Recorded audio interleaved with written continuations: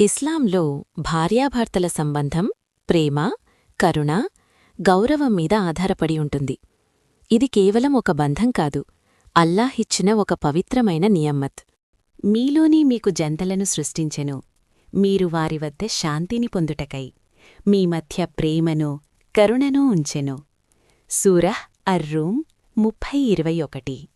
Islamic వివాహంలో నిజమైన అందం శాంతి, సాంత్వన, పరస్పర అర్థం చేసుకోవడంలో ఉంటుంది. భార్యాభర్తలు ఒకరికొకరు హృదయానికి విశ్రాంతిగా ఉండాలి. భర్త భార్యను గౌరవంగా, దయ్యతో, మంచితనంతో చూసుకోవాలి. ఎందుకంటే ఇస్లాం దాంపత్యంలో కఠినతను కాదు, కరుణను నేర్పుతుంది. వారితో సత్కారముగా జీవించండి. సూరా అన్-నిసా 4:19. వారు మీకు వస్త్రము, మీరు వారికి వస్త్రము. సూరా అల్-బకరా 2:187.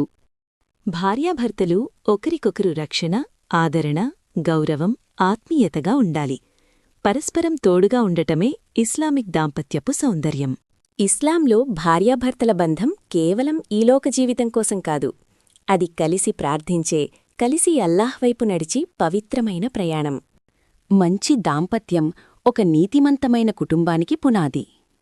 ప్రేమ, విశ్వాసం, ఇమాన్తో నిండిన ఇల్లు సమాజానికి ఆశీర్వాదమవుతుంది. ప్రేమ, సహనం, క్షమ, దయ ఇవే ఇస్లామిక్ వివాహ జీవితానికి నిజమైన సౌందర్యం. అల్లా మన కుటుంబాల్లో శాంతి, కరుణ, బర్కత్ ప్రసాదించుగాక. ఆమీన్.